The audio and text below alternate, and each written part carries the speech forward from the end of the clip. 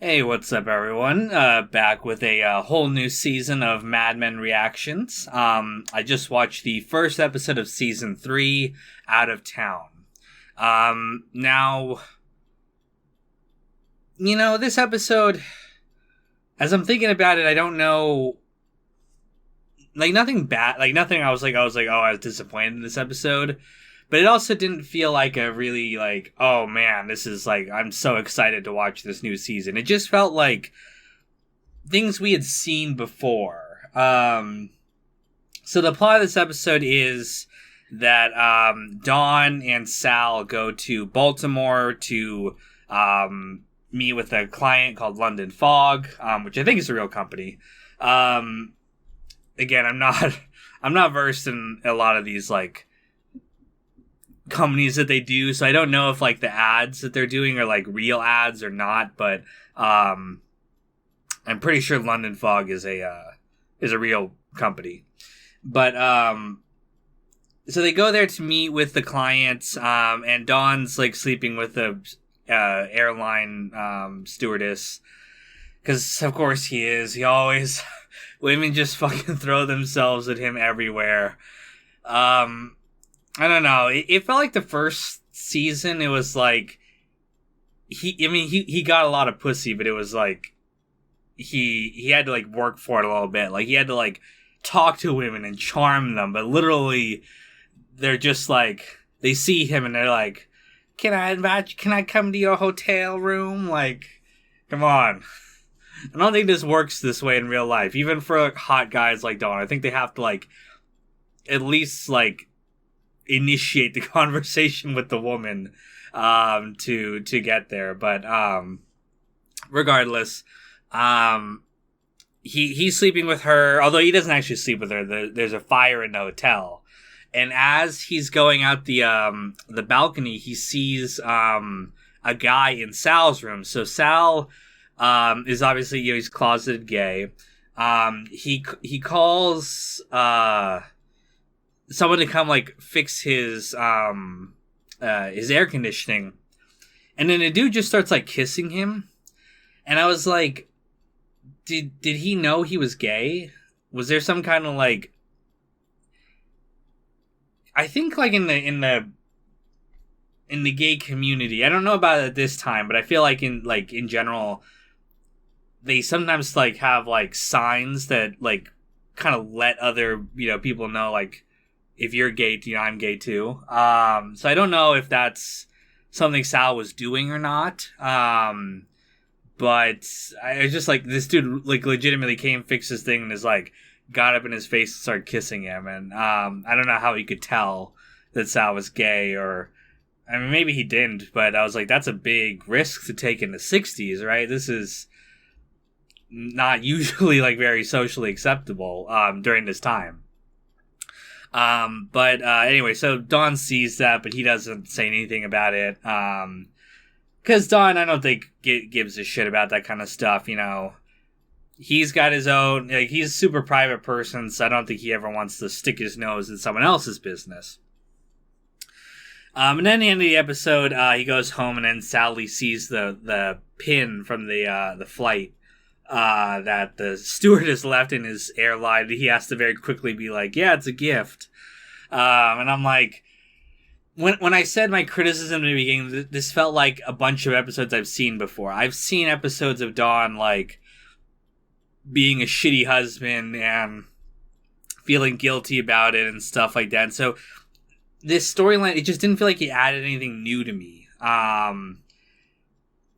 There is some new stuff in the plot with the British people, which we'll talk about.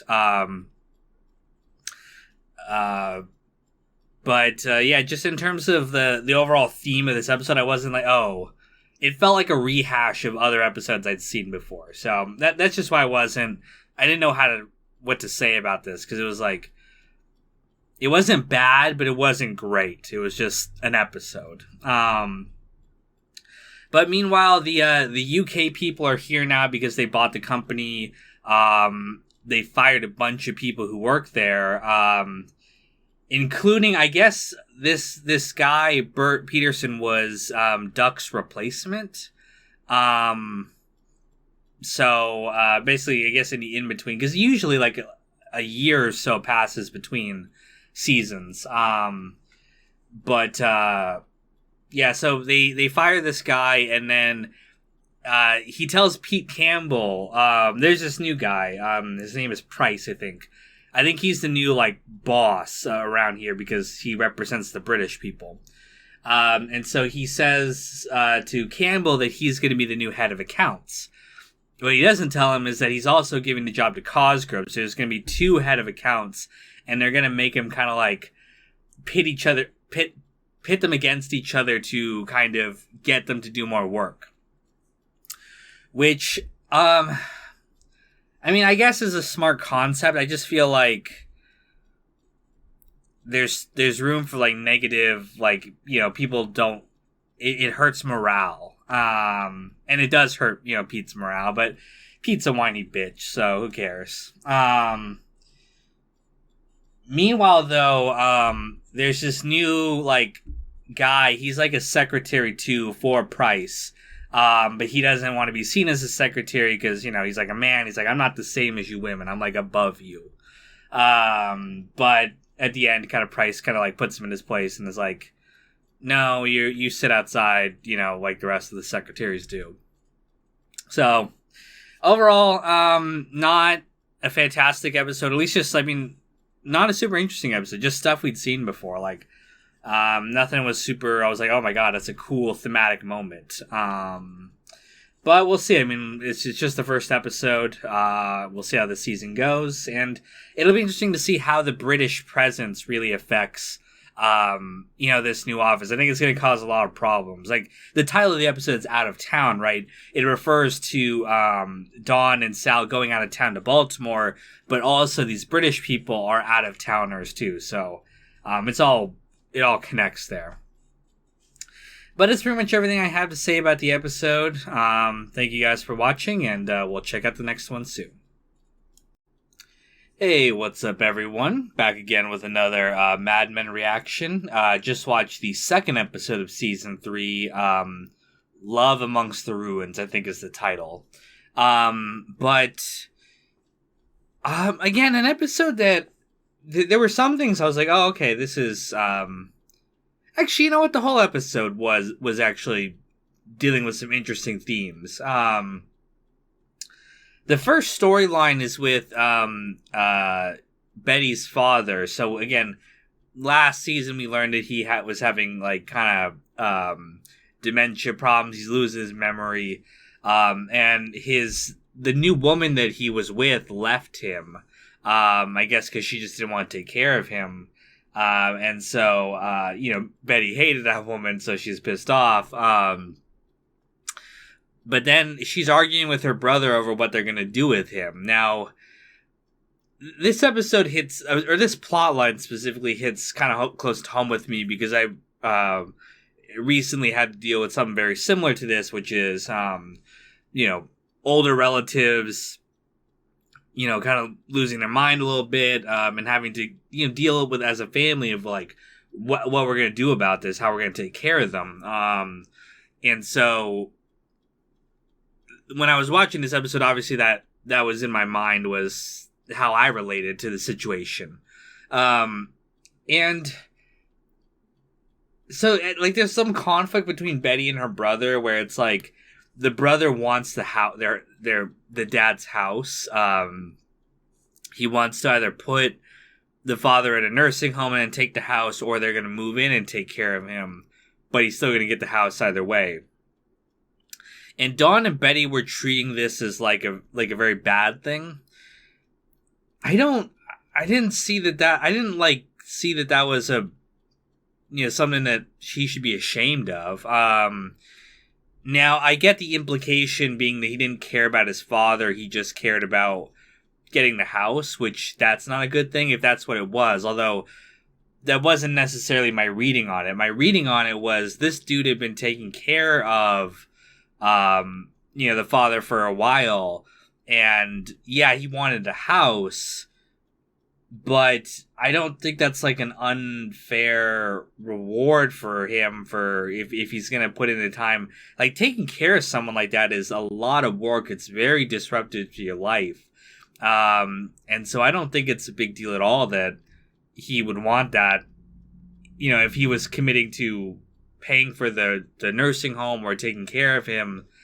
Now there was a scene that kind of like with him and his wife that kind of implied that he was tired of basically like apparently he works for the father, so he was tired of taking orders from him. So this was his way of kind of stepping up to the head of the family kind of thing. But I don't know, just from my experiences with this, I don't think that was a particularly awful thing with him to want the house. Don and Betty have their house. They're wealthy. I don't see why this guy can't have the dad's house, especially if he's putting in the effort to take care of him. So I don't know. That I mean, it's an interesting plot line, but again, it's kind of more. It was interesting to me for personal reasons more so than like the actual episode itself. Although at the end of the episode, they see that their father is like, I think the father is like pouring out the alcohol.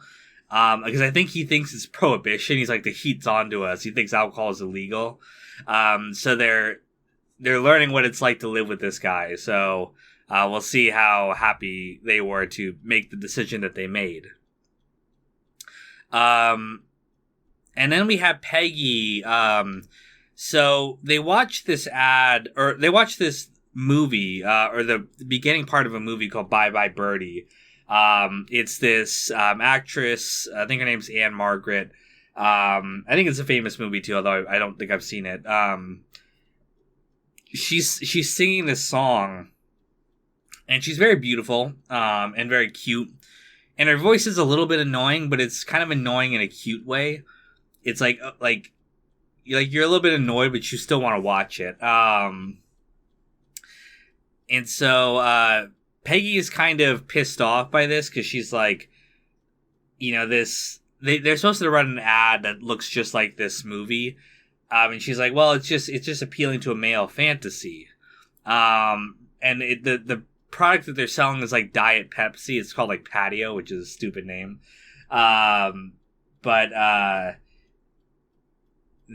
She wants to do a different kind of ad. She's like, we should make an ad that appeals to women. And Dawn's like, listen, men want her, women want to be her, because if she's like an icon like that, the fact that it appeals to men is good because women will want to be that, so they'll appeal to men. Which I think is a real thing. I think that's a valid, strategy. But she doesn't like it, and part of it is like she doesn't feel pretty, so she goes to like a bar and she hooks up with this guy. It seems like they might have some kind of like maybe relationship. He's a young kind of awkward dude, and it's a kind of a sweet little romance. But if I had to predict what's going to happen, they might have a kind of little bit of a brief love interest, but he'll be too kind of naive and too nice for her, and she's become more of like a jaded and cynical person, and so she'll leave him for another guy, or like it just won't work out, like he won't like her personality or something. But I'm calling that now. I think that's how that storyline will go, but we'll see. I don't even know if this guy will appear again, but it kind of seemed like they were setting it up like he might be a little love interest for her, or he might turn out to be a jerk. I don't know. We'll see, like a Jones husband. But I don't know. He seemed like just like a nice, sweet, awkward kid. I think it's implied that he's like younger than her too. So I don't know. We'll see. But yeah, that's pretty much everything I had to say about this episode. I don't know if I'm missing any major plot. These first two episodes have not been that interesting to me. They've been just like okay, but it doesn't. I haven't felt like we're like really saying anything particularly new yet. We might. There's conflict with the British. I should mention that like they lose an account because the British people just don't want to pay for it. So I don't think Don's going to stay at this agency. I think he's going to leave. I think he's going to take probably Peggy with him. And I don't know, maybe some of the guys, maybe Pete Cosgrove, but I think that no matter what, I think Don's going to leave, or the British are just going to leave. Like, they're like, hey, we don't want your company anymore. You suck. We're just going to sell you back or something, something like that. But for now, that's pretty much everything I had to say. Thank you guys for watching, and we'll check out the next episode soon. Hey, what's up? Back with another reaction. Just watched the third episode, I think, of season 3. Let's see here. It is, season 3, episode 3. My Old Kentucky Horse, which is an interesting episode. Two things are primarily happening. One is that Roger Sterling is having, it's not a wedding. I don't think it's just like a party, to celebrate their, I guess, just relationship. So they have this party, and, it's, what it kind of reminded me of? It reminded me of this episode of Community that I really like. Community, the NBC drama, or NBC comedy sitcom. And there's this episode where all the friends, like, go to a bar, and it's like, that episode always stood out to me because it's an episode where people are drinking, having fun, but there's this kind of underlying current of, like, negativity and, like, hurt feelings and stuff like that. And this episode reminded me a lot of that too, which is, it's a party, everyone's drinking, having fun, but there's these, like, insecurities and interpersonal conflicts that are, like, kind of underlying the whole thing and making it, like, uncomfortable. Which is an interesting situation. Again, I don't know if it's anything particularly new. There's some weird moments. I didn't know quite how to read them. Like, Don meets this guy when he's making a drink, and it's just a scene.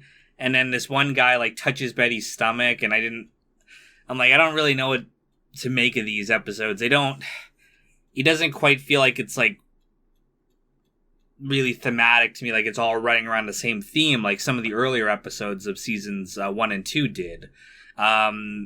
So, yeah, I'm not sure quite how to feel about, again, these first 3 episodes they've been not bad, but nothing where I stood out and I was like, oh my god, this is such a thematic episode. The other plot line is the writers have to work on a Saturday to get something done for, like, Bacardi, and they get high in the office. Again, I'm not taking any real lessons from this. The only lesson I take is there's this kind of subplot between Peggy and her secretary, and the secretary is like this mother figure, and it's kind of being like, you shouldn't do this, you shouldn't do that, you should find a husband, blah, blah, blah. And then she, at the end of the episode's like, look at me, I have an office, you're my secretary, like, I'm doing good. I'm, living my life, I'm loving it, and, she doesn't have to conform to, like, the traditional view of what a woman should do, because look at all the success she's gotten on her own by breaking the rules, which I thought was a cool little moment. And there's this other element too, which is like, this woman is kind of like saying, like, oh, if you keep on this path, you're going to end up in a bad place, which she might. We can talk about that. But meanwhile, though, she's there on a Saturday too, the secretary, because she's got, like, nothing going on. I think the implication is that her husband, I don't remember what the story was of why she was there, but the implication was she's got nothing in her life, so she might as well just hang out here. And Peggy's like that too, but at least she's got her own office and stuff. So again, I think it's a statement about the fact that, like, following the traditional path doesn't mean you're going to end up in a better place. Oftentimes it's a safer route, but it's like at a much, lower position. And Peggy would rather break convention, break the rules, and get higher than she normally would, rather than just being content with her, traditional feminine life. But I mean, it might not work out for Peggy I'm sure there's going to be like some bad stuff that happens to her. We've seen that with the pregnancy. I'm sure there's going to be more conflict because it's a drama, there has to be. But we'll see, where she goes from here. But yeah, that's pretty much everything I had to say. Again, these episodes have not been that great. Not awful, but again, just not impressive to me. And I'm like, oh my god, this is an awesome episode. So maybe the season will pick up, or maybe it's just a slow start to the season. But for now, I think I'll leave it there. Thank you guys for watching, and we'll check out the next episode soon. Hey, what's up, everyone? Back with another reaction. I just watched the 4th episode of Season 3, The Arrangements. Now, I guess there's 3 storylines in this episode. One is, I guess kind of 4, but they're like smaller stories. One is this friend of Pete's. He's like a rich kid, and he has a business idea. It's for this like new sport. It's called Jai Alai. I don't know if it's a real sport or not. I mean, I'm sure it is a real sport. Probably historical from this time period or whatever, but it's a new sport where it's like kind of like a little bit like lacrosse, but it's lacrosse meets like handball a little bit. Anyway, it's a weird sport. And this dude wants to make it the new baseball. Which I'm like, yeah, okay, right. That it would ever, be like this. And Don is feeling a little bit bad. He's like, we're not gonna do that. It's not. It's a business that doesn't have potential. And so he feels bad about taking this guy's money, but eventually he just kind of, he settles on it. Like, the father gives him permission. He's like, yeah, my son's an idiot, but, just go ahead and take his money. And Don even takes the guy out to dinner, and he's like, hey, I don't know if you should do this. And he's, he still wants to go ahead with it. So, they move full steam ahead on that. Conversely, they the patio, the Pepsi diet drink, they move forward with the commercial, and Sal is the one who ends up directing it. And it's not successful because basically the Pepsi people, they don't know why they don't like it, but the reason they don't like it is because it's not Anne Margaret in the commercial. Which kind of is I don't know if it's a subtle, like, kind of hint at, like, the future that celebrity endorsements are going to be, a really big thing. We've seen it a little bit, I think, with, like, the Utz potato chips guy. But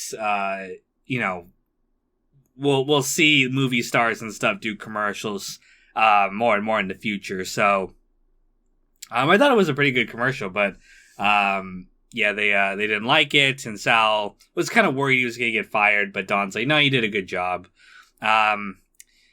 We have a scene, though, with Sal and his wife, and she is like, what's the deal? You haven't had sex with me in, like, weeks, or months even. And I think she's kind of starting to realize that he's gay, because he does this little, like, he's showing her what the commercial is going to be. And he's playing the part of the girl. And so I think she, like, you can see kind of a worried look in her face. Like, she's like, I think maybe she unconsciously realizes it, or maybe she does realize it, but she's like, oh, yeah, this guy's gay. That's why he's not having sex with me. So, we'll see where they go with that, but I could see her potentially leaving Sal, and then that maybe giving him the go ahead to be kind of who he is, which is, he wants to have sex with men. So we'll see where they take that. But what else? Also, Peggy's looking for a roommate. She finds this girl who, I think she was on How I Met Your Mother. I can't remember the actress's name or anything like that, but she looks familiar. She's moving into Manhattan to be closer to work, and her mother doesn't like that. She doesn't like her moving away from home, but we see that it's for the best for Peggy. She's focused on her career. Real quick, something I forgot to bring up, which was there was a subtle thing, which was I heard a reference to Keen's Chop House, which let me see if I can find it. Sorry, I'm gonna look it up right now. Chop House, yeah, in New York. So, I think this is a really old steakhouse. 1885 by Albert Keen. So the only reason I know that is because Boardwalk Empire. There's something where what's his name? Nucky's like, I want to go get the chop at Keen's. So anyway, that was a nice little kind of detail there. But the final storyline is Betty's father, Gene, passes away. It happens off screen. He's been dealing with memory loss and stuff for a while, but throughout this episode, we see him bonding with Sally, and she takes his death really hard. And some really good acting from her. Again, I know this is the actress who will become like Sabrina the Teenage Witch and stuff. So I know she's a talented actress, but even as a young little girl like this, she's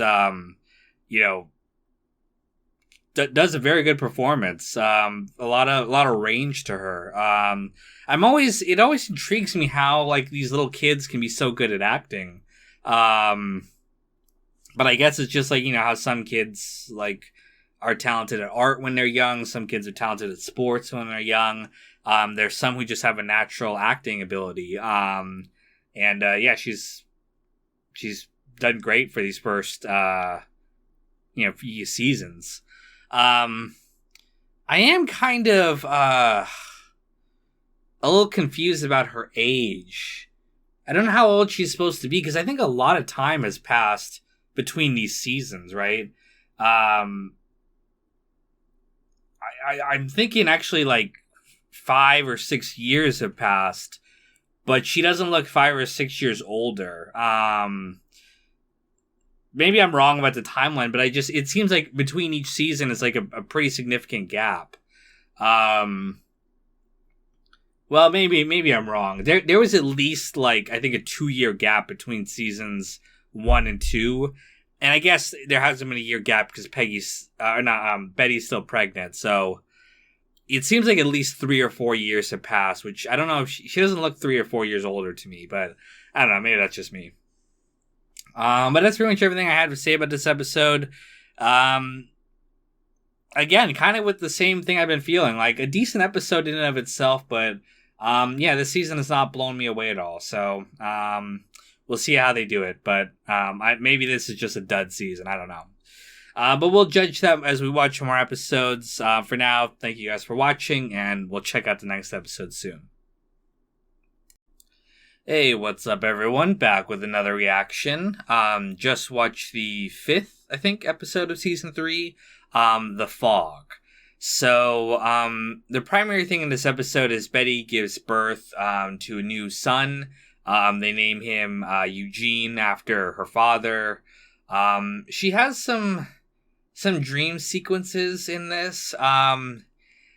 Like when she's when she's giving birth and they give her the morphine or whatever to knock her out. She has these kind of very Soprano-esque dream sequences, which makes sense considering I think Matt Weiner was one of the guys. I think he and David Chase co-wrote the test dream. So he obviously has experiences with that. The dreams didn't feel quite on the level of, like, the Sopranos dreams to me. They were a little bit too, like, just, I don't know, they weren't, like, dramatic enough. We had a scene where we actually finally see her mother. She's reunited with her mother and father in maybe the afterlife, maybe just a dream. But they're cleaning up this blood, and there's this, like, black man who looked like he was shot or something while he was there. I don't know. Is that, like, a reference to something? I don't remember if there's something. Maybe they mentioned it in the previous seasons, like a connection there, but I didn't quite get what that was.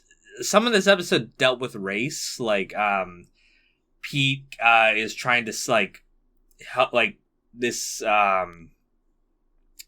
Atlantic television company. He's trying to get them to sell their TVs to black people, or, like, advertise to black people, and they don't want to do it. So I don't know if that was a reference to that, or if there's just something I'm missing, but or maybe it's just a weird sequence for the sake of being weird. I don't know. But also Peggy and Pete get approached by Duck again to join his new company. And I'm like, dude, this dude does not give up. He's just constantly trying to fuck over Sterling Cooper for no reason. And then Peggy asks for a raise. She cites the Equal Pay, for Women Act. And Don's just like, yeah, that's not going to happen.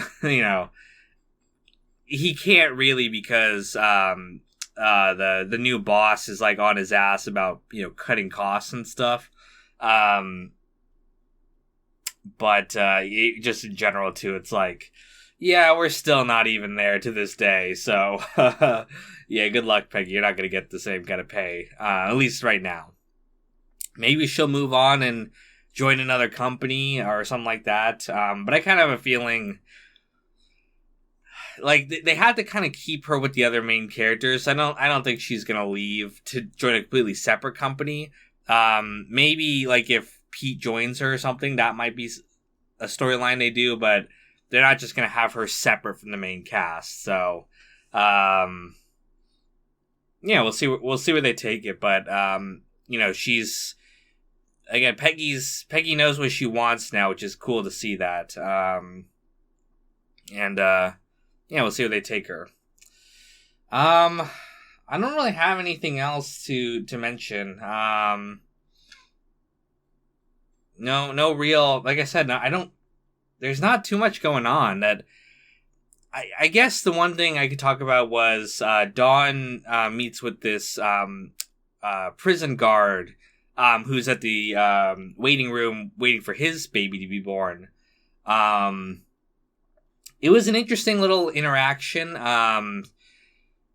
Very subtle, almost to the point where I couldn't quite read what I'm supposed to take away from this. I guess maybe it was just the realization that, like, a lot of guys, when their son is born or whatever, they're like, or maybe not guys, maybe people in general, they're like, oh, I'm going to be a better man, I'm going to do da-da-da-da. And then over time, they kind of, revert back to their old ways, right? It's easy to talk about change, it's harder to actually do it. And maybe I think Dawn is thinking the same thing here, which is like, he was probably the same way when his kids were born. But as time moves on, you slip back into old habits, and he becomes the Dawn we know.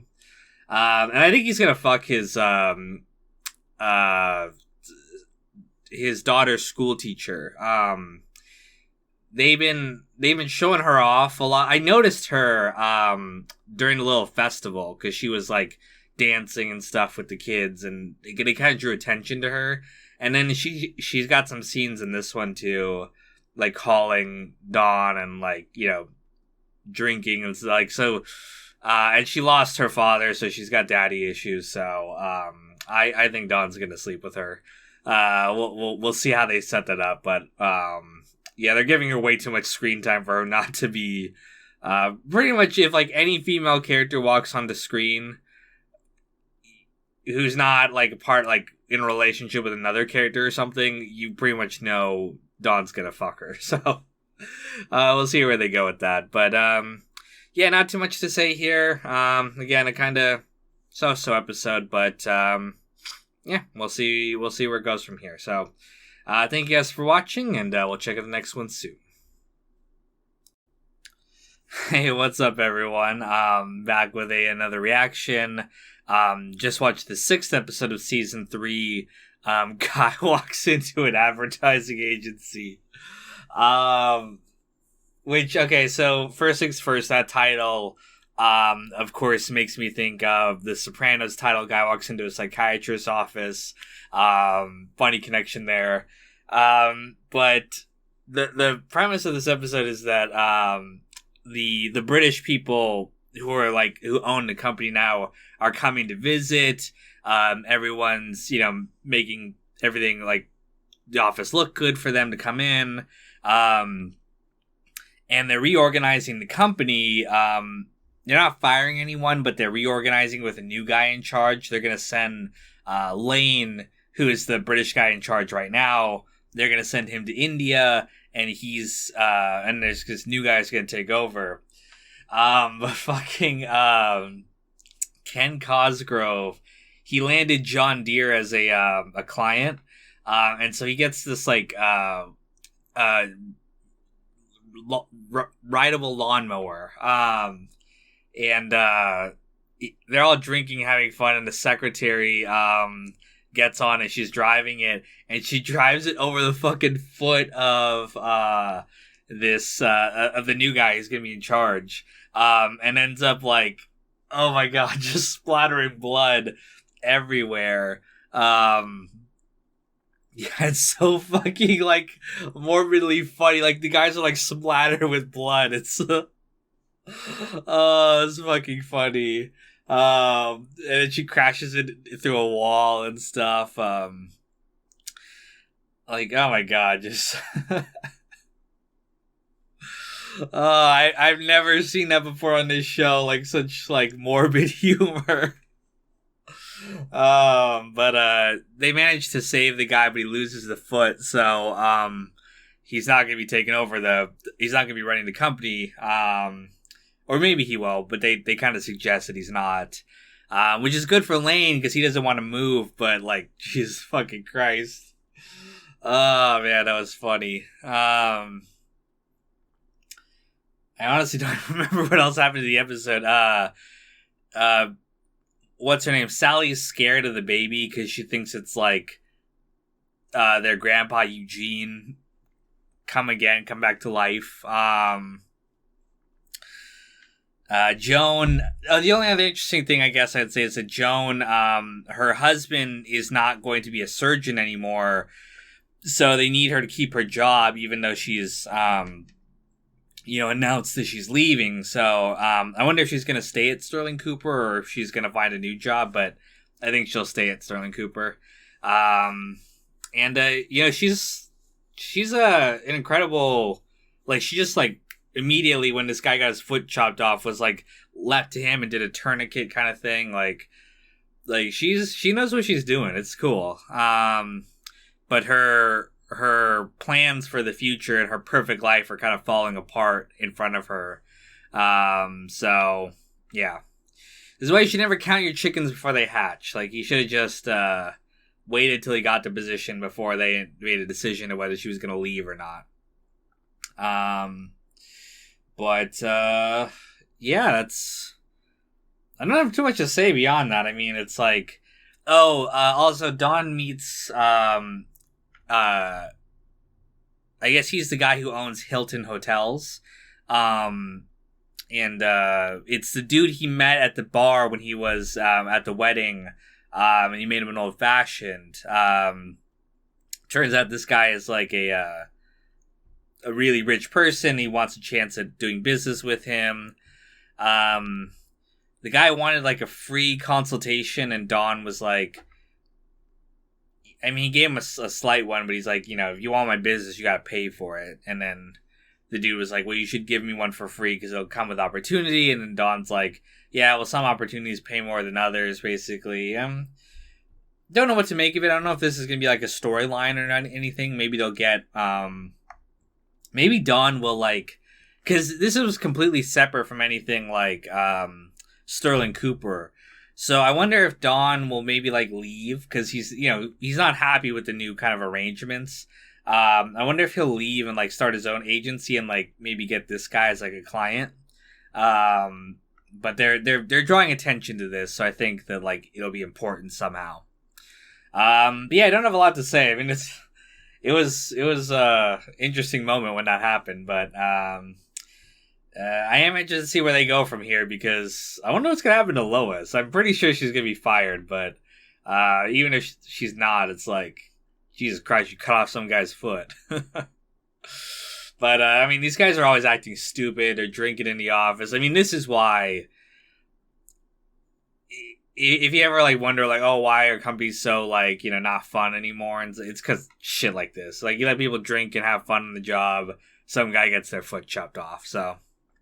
But anyway, that's pretty much everything I have to say. Thank you guys for watching, and we'll check out the next episode soon. Hey everyone, back with another reaction. I'm just knocking out a whole bunch today. I just watched, I forgot the title. It's the one after the one I just watched. But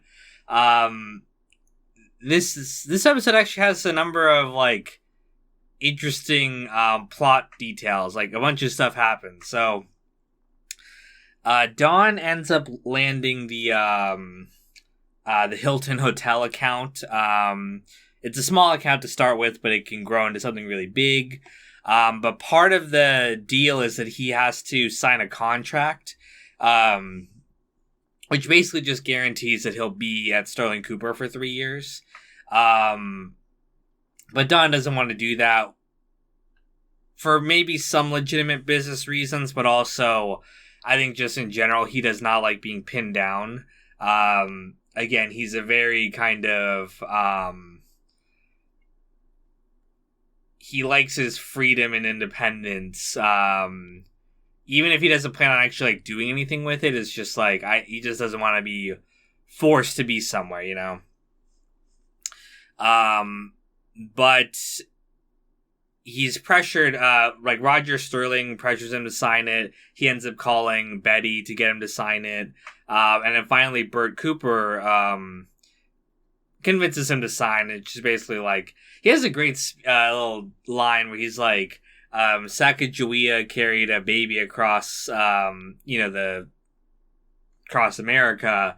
And somewhere along that line, that baby thought that he discovered the country, meaning that he's essentially saying, Dawn, we carried you through here.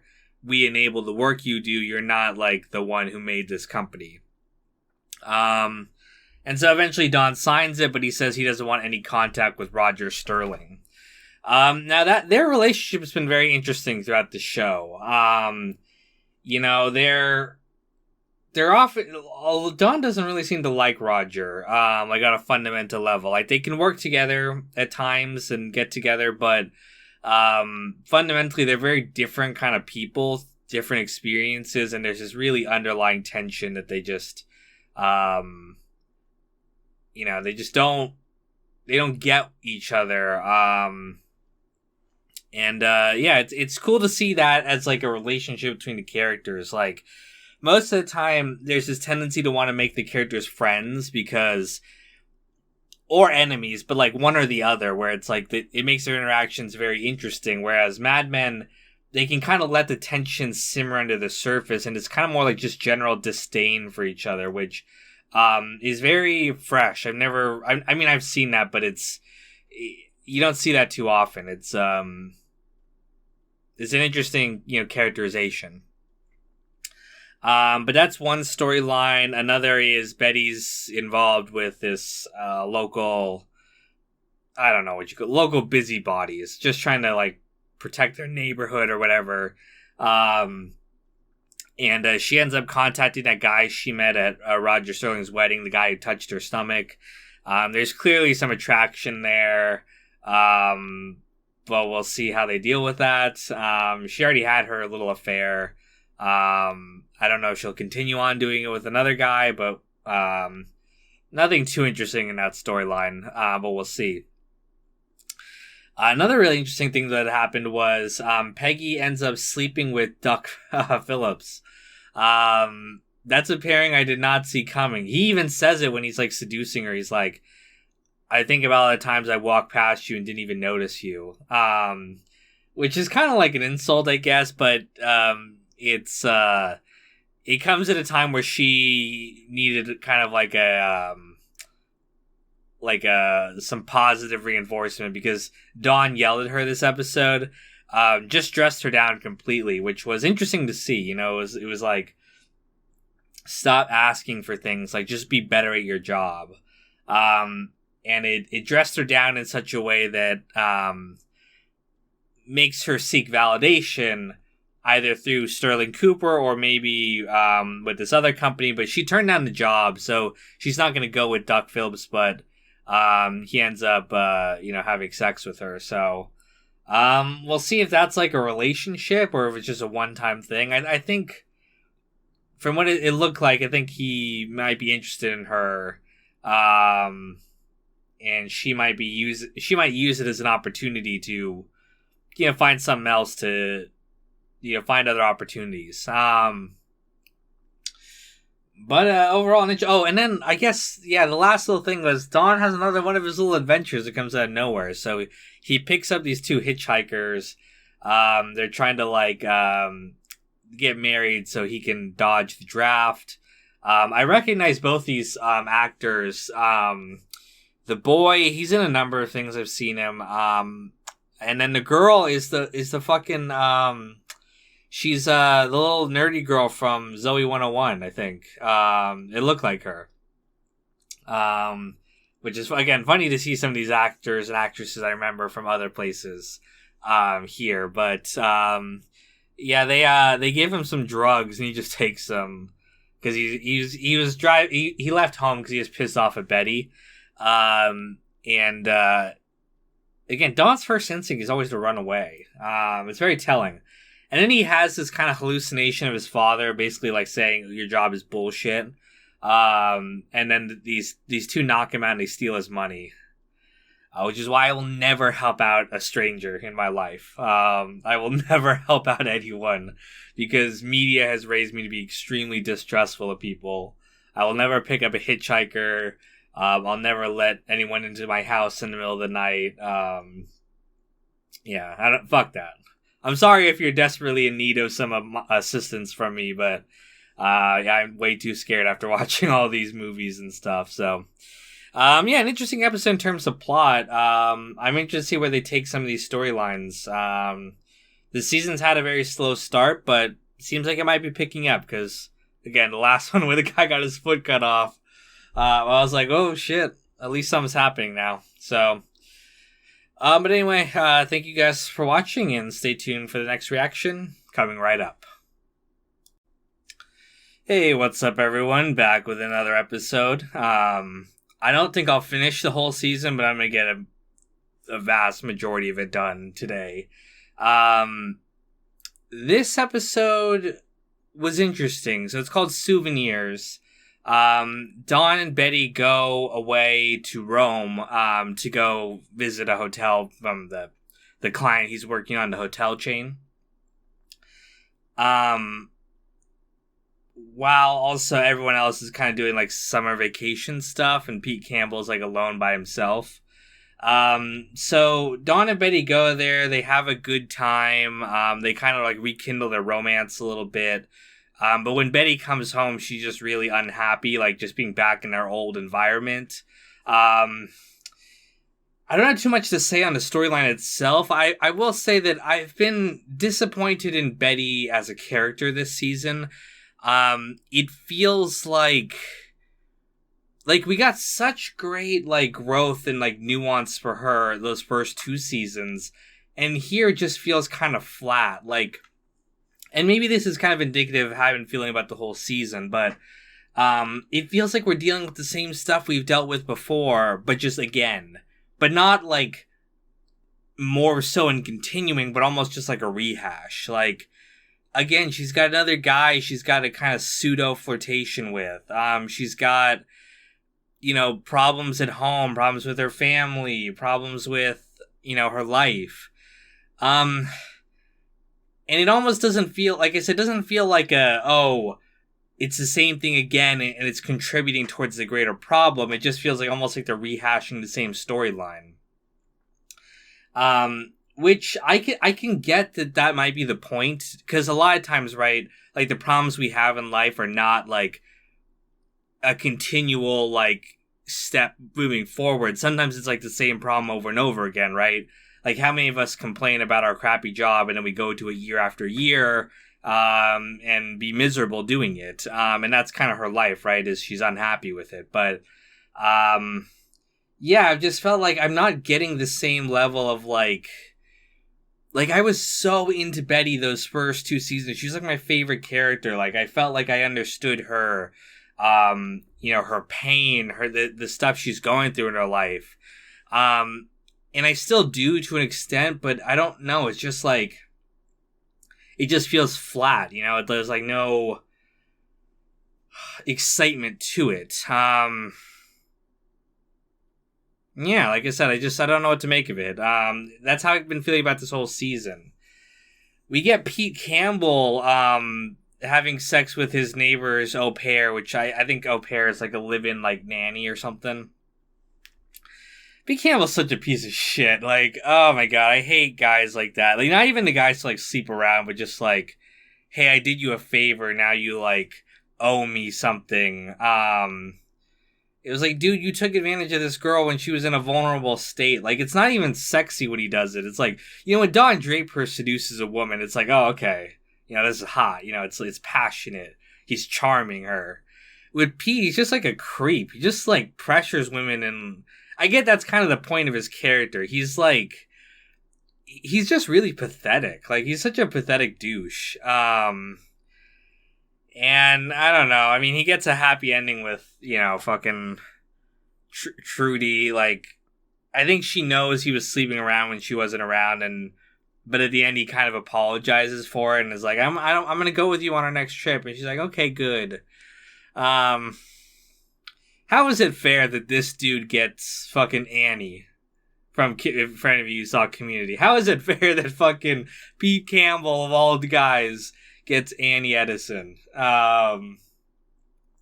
Different characters, and like I said, Trudy's got her own fucking problems, but it seems like she's being a good wife in the sense of, I didn't like her at first, but she's kind of accepted that they can't have a baby right now. I think eventually he'll probably adopt one or something. Yeah, I don't know, he's just a piece of shit. But yeah, like I said, I've just been feeling this season's been a little bit of a dud for me. Like, there's no fresh, like, oh, this is a new theme we're dealing with, a new kind of, very nuanced stuff. It feels like more of what we've been getting. Which maybe that's, I don't know, because at the end of, like, season 2 was such a shakeup, right? Like, Don was dealing with being separated from his wife and having to confront his past. And now it feels like he's just stepped right back into his old habits again, which, again, like I've been saying, very realistic, right? Oftentimes we just go back to the well over and over again and do what's comfortable. But, like, I don't know, we got such great revelations last season about, the woman he was married to, his other identity, his family, all that kind of stuff. And it just, we're 7 episodes into the season, and like I've gotten none of that kind of stuff. Just little maybe hints here and there, but I'm really hoping these last few episodes really just pull things together and push the kind of narrative forward, because otherwise, you could skip this season and what are you really losing other than the fact that Dawn had a baby? But yeah, we'll see. I keep saying the same thing over and over again. We'll see how it goes. But that's really all I can say at this point. Until I have the full picture, I'm not going to be able to make a judgment on where this season was really going. Maybe it was going nowhere. Maybe that's the point. But we'll see. But for now, thank you guys for watching, and we'll check out the next episode. Probably same shirt, same day. So, talk to you guys then. Okay, so I did not watch another one right after the last one. It's the next day. But I am going to finish off the season today. So, we have what was it? 9th episode of season 3. Wee Small Hours. We get some interesting developments here. There's problems with 2 clients in this episode. One is Lucky Strike, the cigarette company that they've been working with for, the first episode was about Lucky Strikes.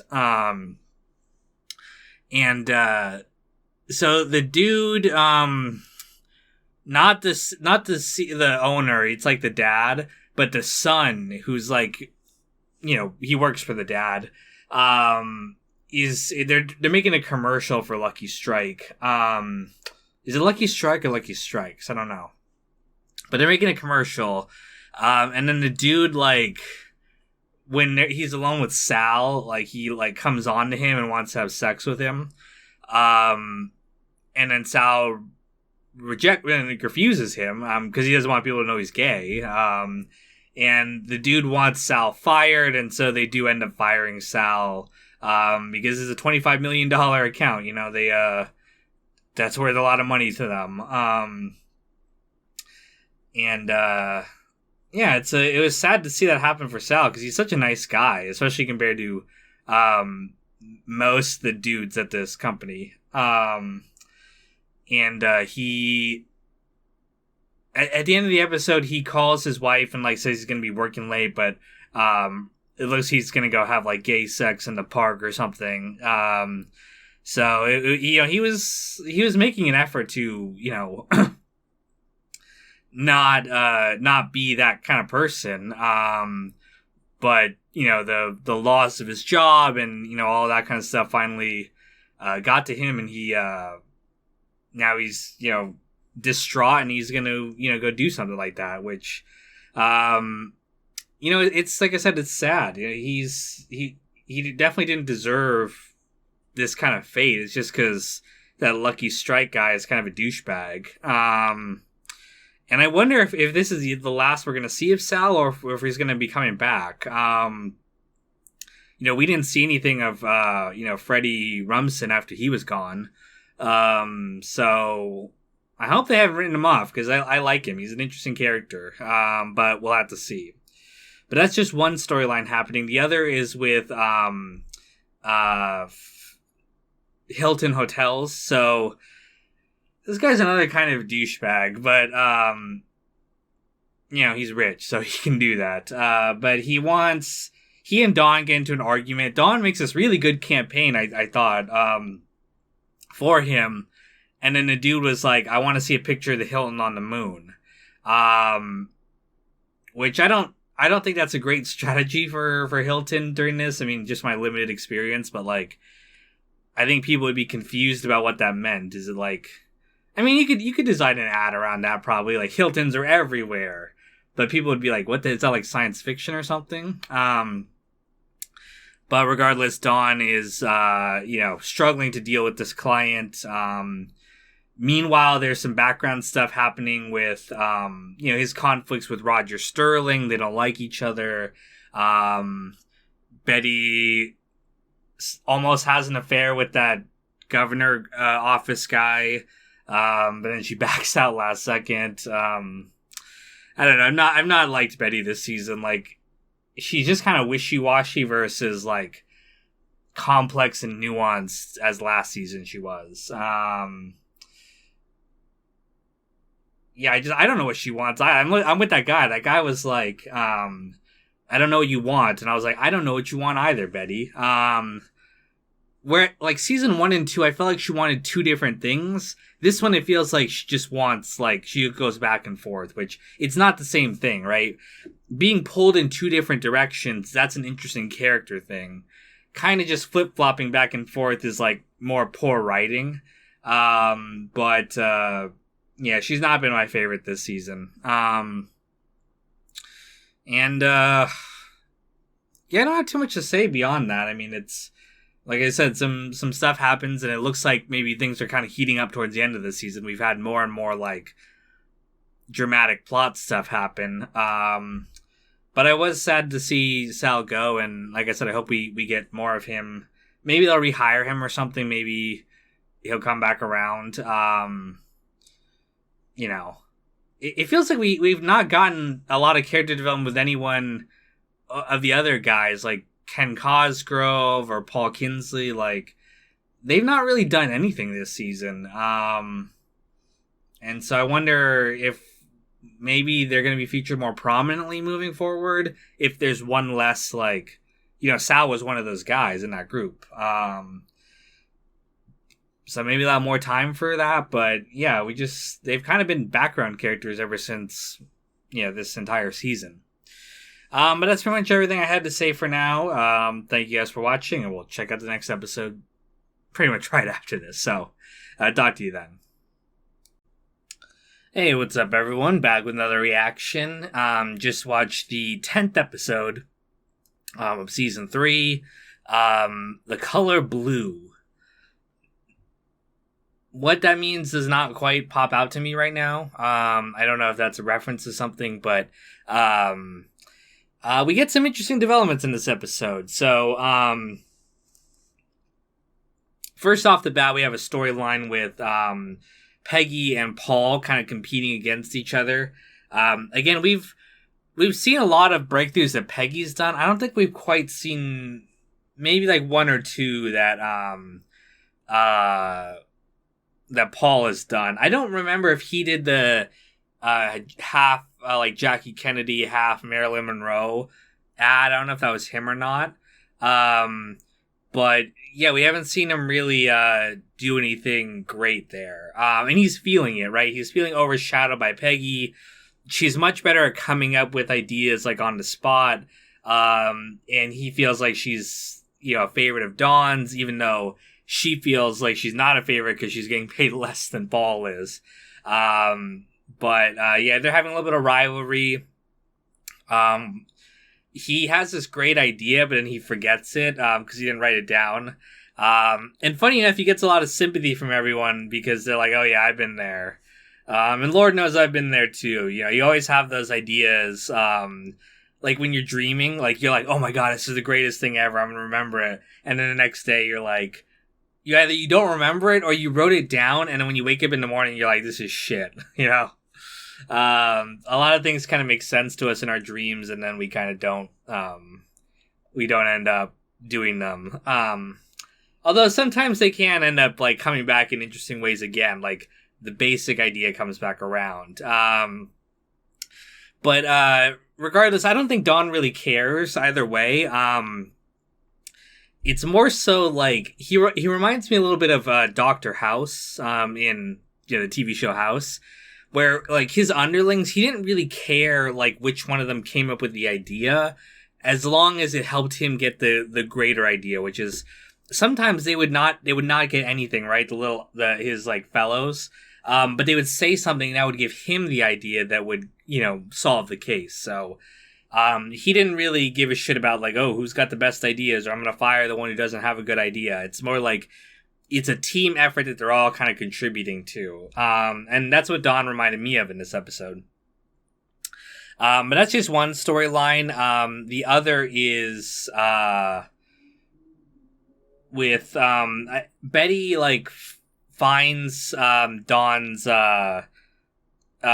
has a box of stuff in his office, which is so stupid that he keeps it at home. But he has a box of stuff there, and he it includes his the house that he bought for that woman, Don Draper, the original Don Draper's wife, and as like a certificate of marriage or divorce for them. And she's like, oh, there's another woman in his life, which she's not a love interest of his. Well, kind of, because she was a love interest of the original Don Draper.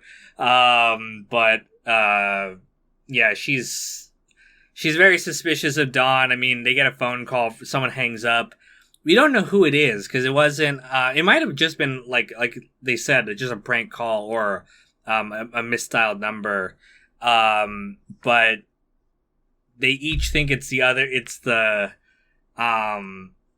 their lovers. Not Beta doesn't have a lover per se, but she thinks it's that guy she's been flirting with, and Dawn thinks it was that school teacher. I don't know how Dawn can possibly think sleeping with her is a good idea. Like, bruh, you got figured out with that the wife of that comedian guy. How the fuck are you gonna do this in your own backyard? Like, come on, dude. But he's also, he takes her brother and drops him off somewhere, and the brother like has epilepsy and is like a screw up, and yeah, I don't have too much to say about this storyline other than the fact that Don's fucking stupid.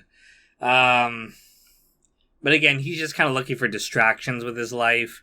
And I think he and Betty are going to get divorced. Like, there's all this, like, unspoken tension between the two of them. They're just, like, not happy with each other. And I think it's going to come to a head. Like, she's going to confront him about his past. And, he's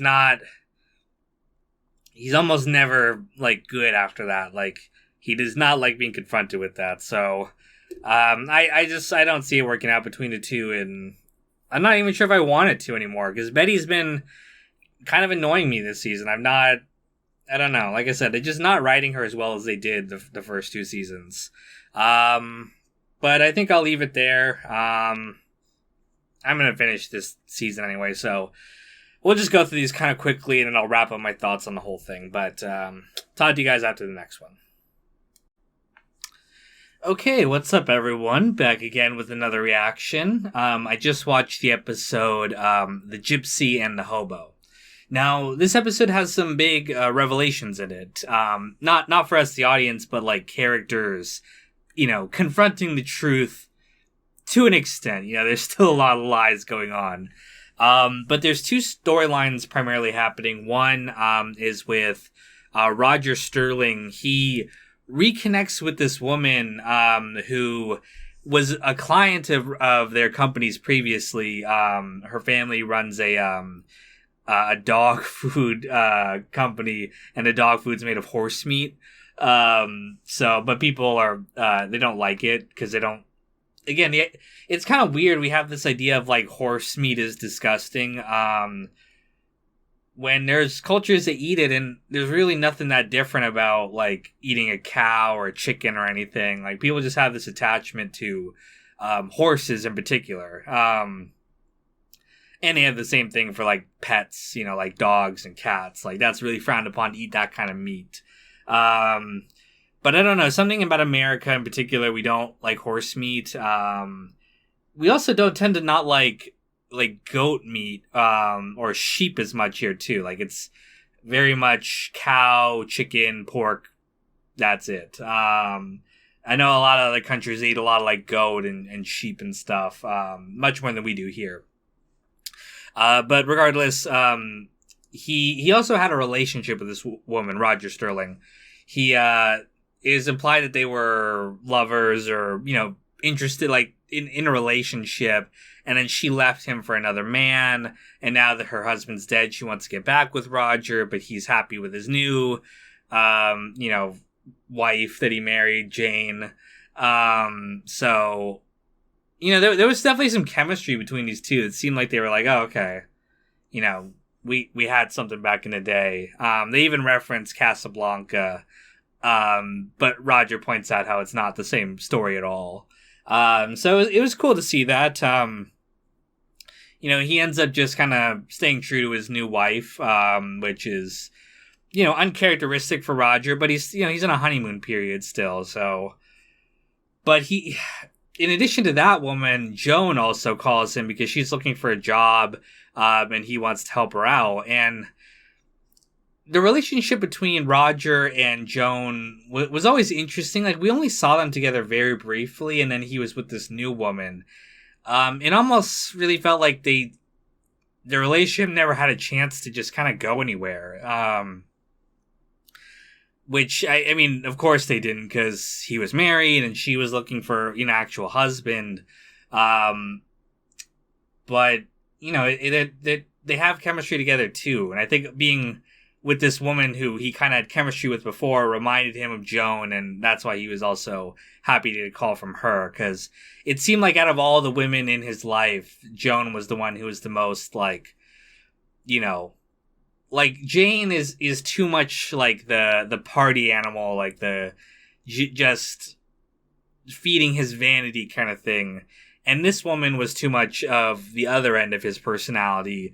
But Joan kind of fit that perfect mold, I think. So I hope we get to see more of them, and it kind of seems like we will, because her husband, we learn, is going to go join the army, and it's a great kind of dramatic irony here, because he's like, oh, don't worry, I'm not going off to war. Like, Vietnam will probably be over by the time I complete my training.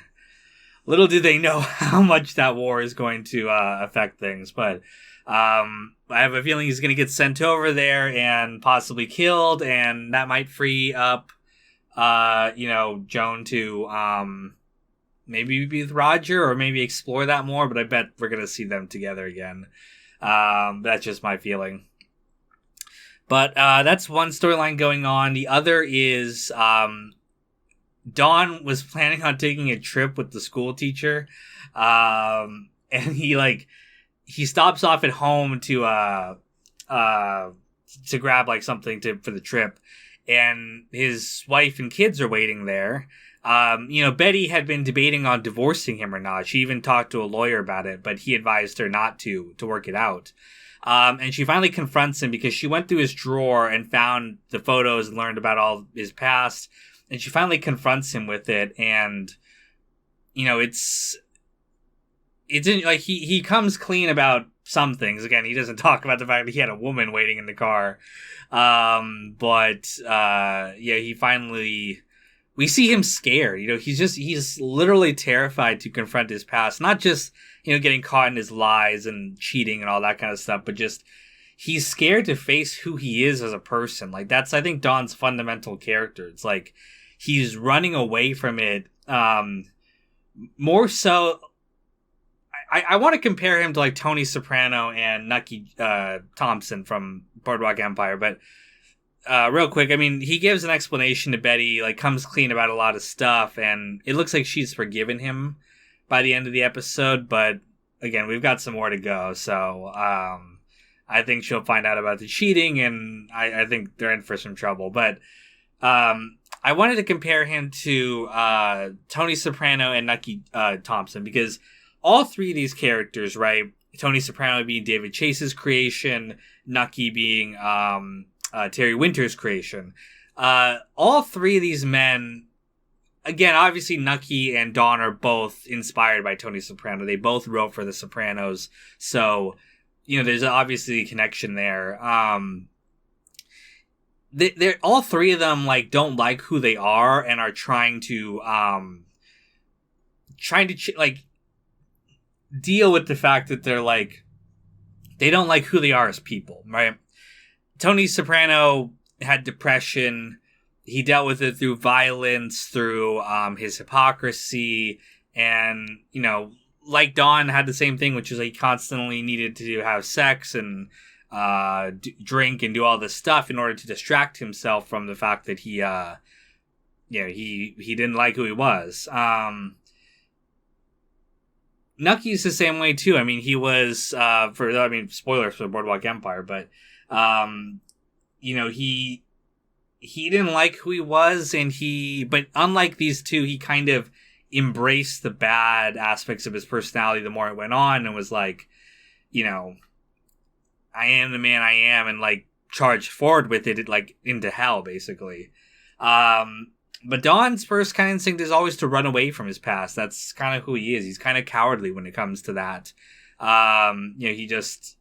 he's constantly looking for distractions, and whenever he's confronted with the truth, his person, even Betty says that in this episode. She's like, you keep looking at that door. One, he's also thinking about the woman out there, but two, she rightly points out that his first instinct when confronted with anything is to run away. He's a fascinating character. He's interesting, but I do like that element running through all of these shows, and just I think dramas in general have kind of followed the trend of The Sopranos, which is characters who don't like who they are, and we're seeing them deal with that episode by episode. So, but that's pretty much everything I had to say for this episode. I'll watch the next one soon and talk to you guys then. Hey, what's up, everyone? Back with another reaction. This is season 3, episode 12. The Grown-Ups, and this is more kind of what I'm talking about, like a quintessential kind of Mad Men episode.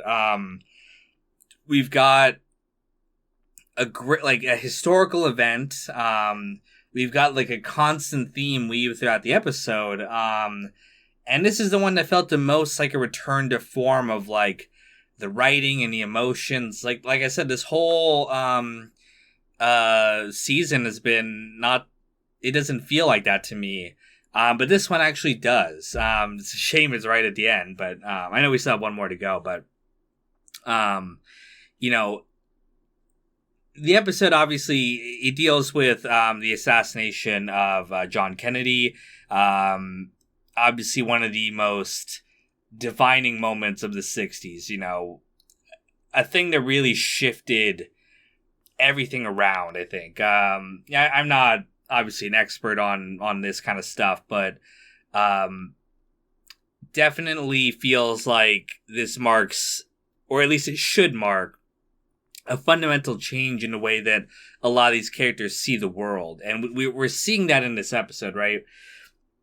We get the 60s has a string of assassinations and deaths, and it seems like such a crazy and turbulent time. People are losing faith. The Vietnam War.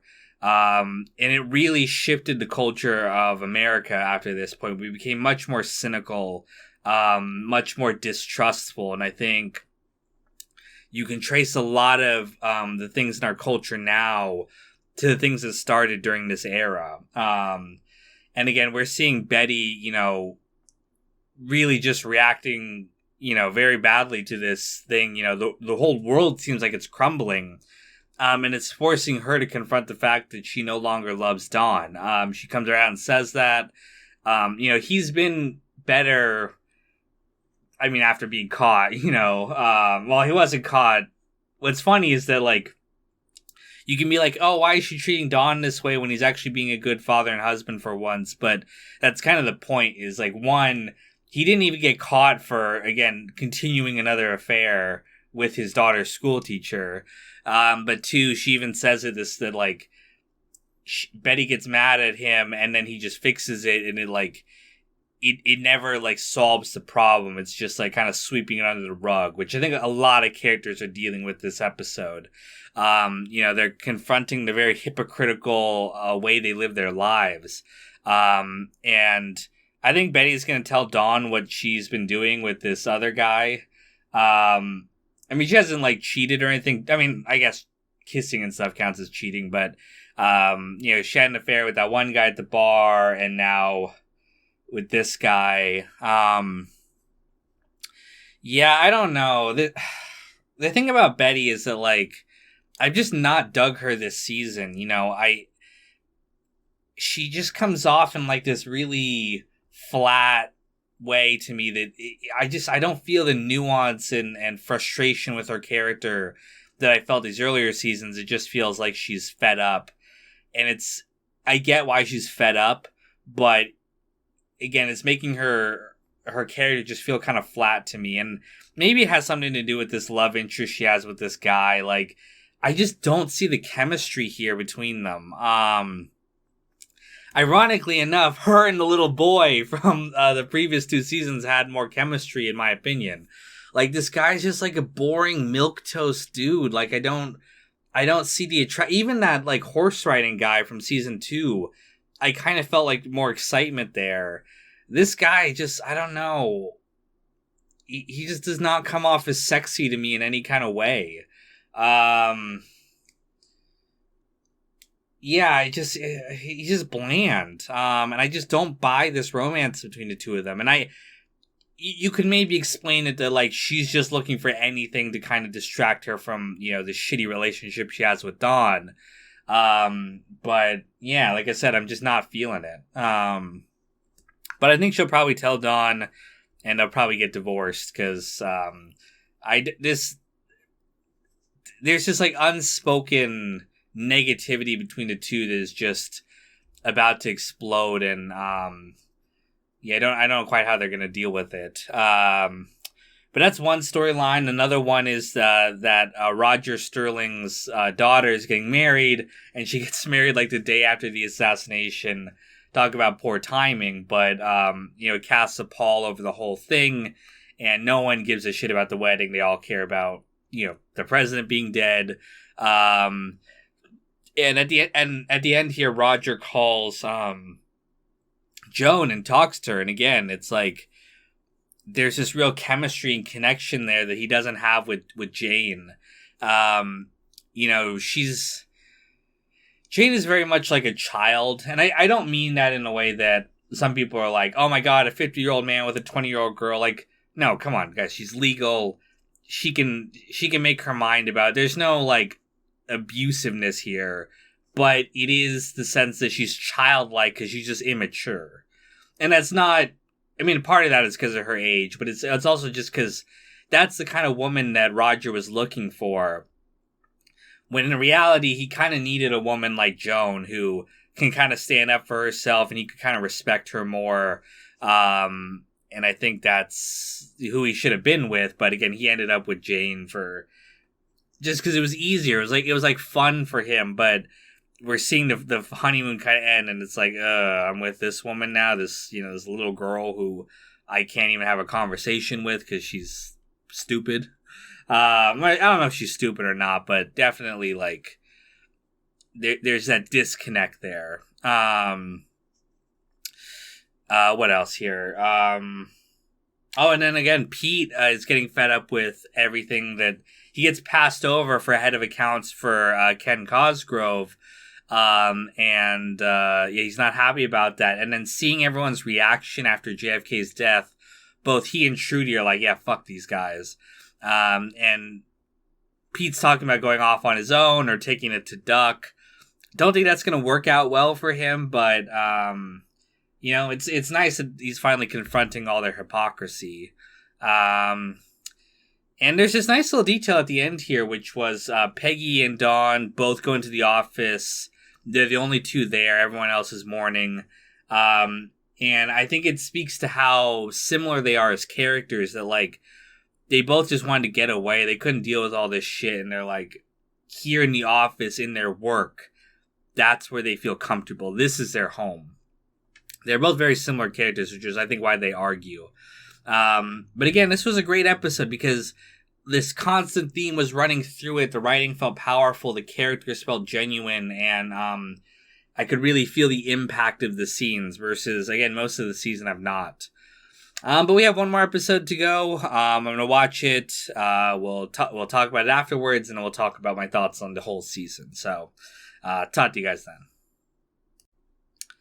And we're done with another season of Mad Men, and this was a really, really good episode. I'm just going to say that up front.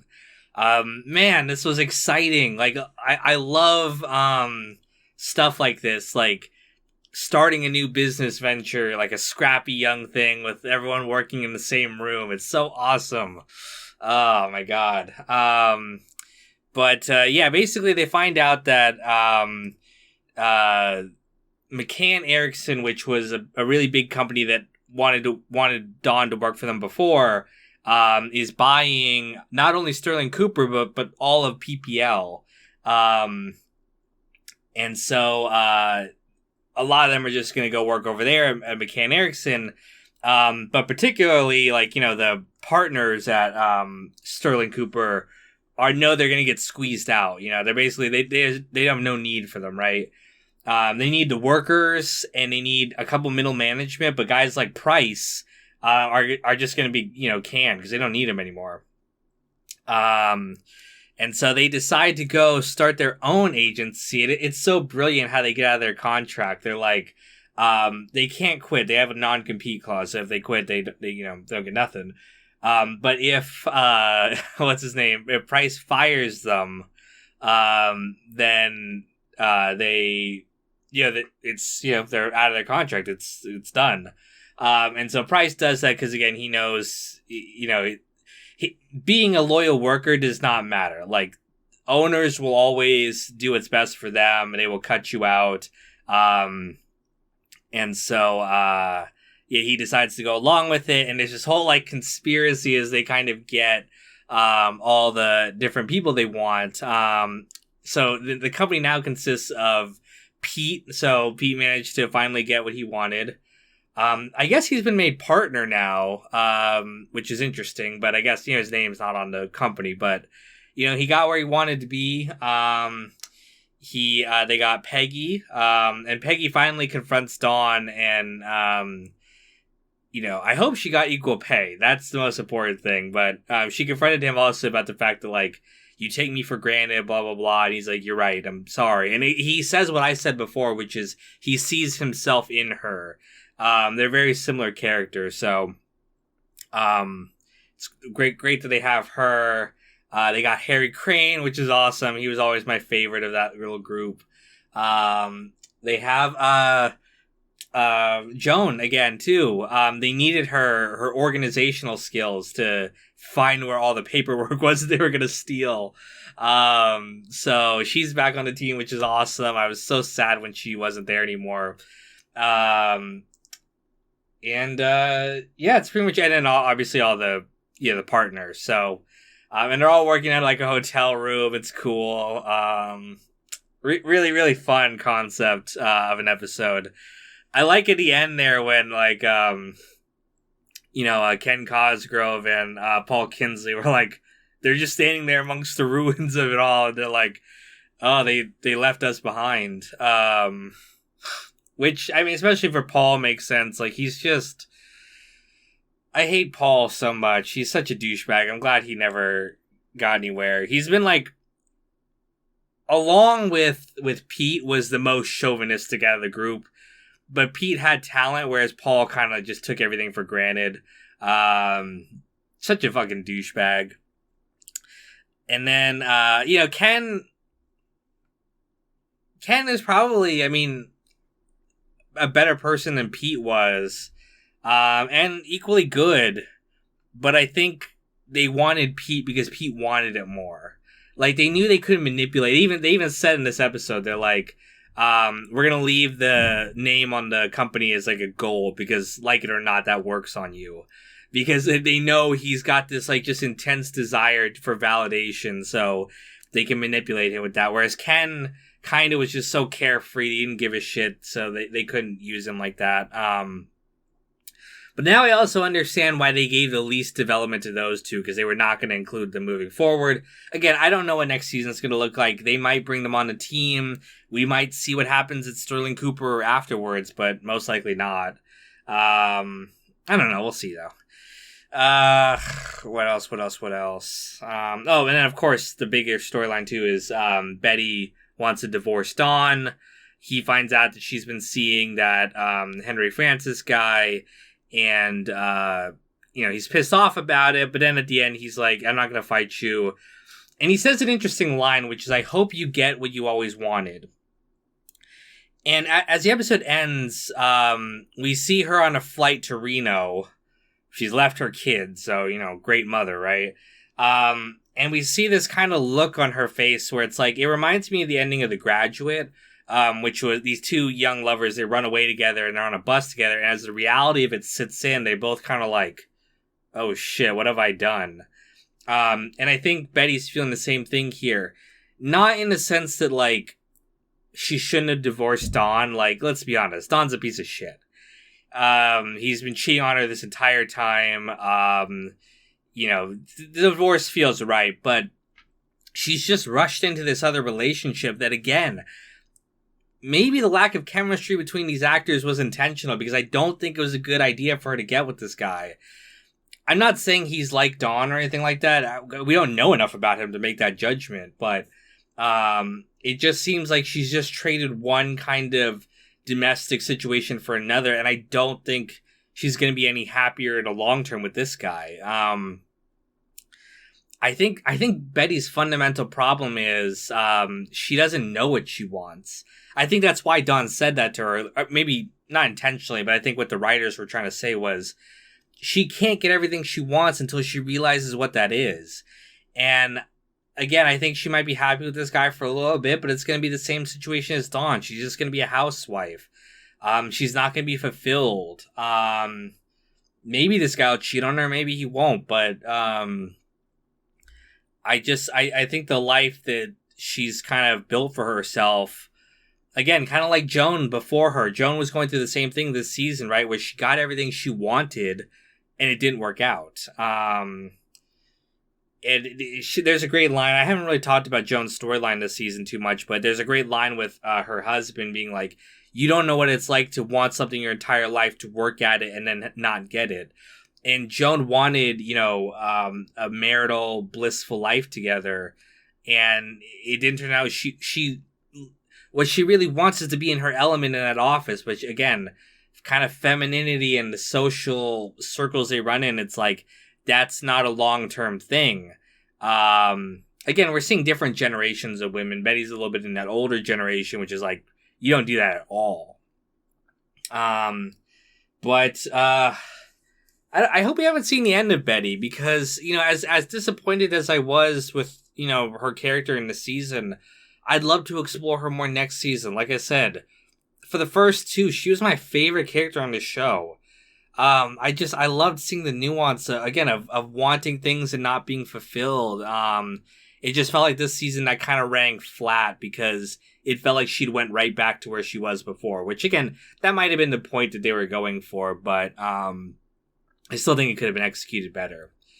Overall, my thoughts on the season, like I said, the first 10 episodes kind of boring to me, like just really not pushing the envelope of what they could tell on the story. And I'm not just talking about exciting plot points, but the themes that they get at, it just felt like retreading the same ground as before. Even Dawn's relationship with the school teacher, it doesn't feel that much different than the relationship with the Jewish department store lady and the wife of the comedian. It just felt like, yeah, Dawn is escaping again. She didn't really do anything that kind of pushed it. At first, it kind of seemed like she might be a more interesting love interest, but it just became the same thing of like, when, like, I like you, I like being with you. None of them ever want him to, like, leave his wife. They're just like, oh, this is wrong for a moment. And then they start sleeping together, and it's just like, whatever, until something happens. Maybe they'll continue with it. Maybe he'll start to see her again next season. I don't know. But just really, she just wasn't, she was interesting, but like just not anything different than I think what we've been seeing. Yeah, she's a different profession, but I'd love to see a woman who kind of like pushes and challenges Dawn in the same way that kind of Joan does for Roger. Like someone who is not just there to be a distraction, but to like, no, I'm my own woman here, and I'm independent, and I got my own thing going on here too, and I'm not just a distraction for you. I'm going to challenge you and make you grow as a character. But I don't know. I'm sure he's got many, many more love interests to go. I know we have at least, I think there's 7 seasons of this show, so we're not even at the halfway point yet. But this episode was really great. It leaves a lot of possibilities open for the future.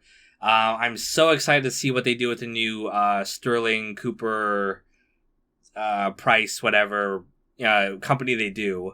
The possibilities are endless. So maybe this was just a dud season, and I can't wait to see the conflicts that come out of having them basically not have any resources anymore.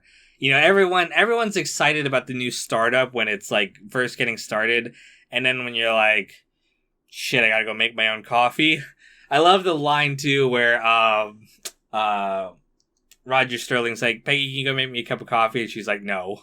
Because he's like, we're on equal terms now. Like, yeah, he's still technically the boss, but like, it's not this level of bureaucracy. Like, he can't get rid of her. You know, they absolutely need her. And so she's not going to be treated like a secretary anymore.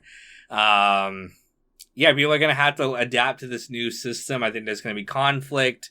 I think people are going to be fighting, but if everything works out, I think they could be, you know, better than they were before. And, yeah, I love like startups and like new projects like that. It's so much fun to watch on screen. So, yeah, I can't wait for the new season. I usually like to take a break between these, but, I feel like I might start watching again relatively quickly because, again, a lot of promises for exciting stuff to happen. So, but as always, thank you guys for watching these. I know listening to me go on and on about a show, just talking to the camera can be boring to some people, but I hope this has provided some kind of insight again into I think it's a little interesting to watch someone experience something for the first time and the key things they take away.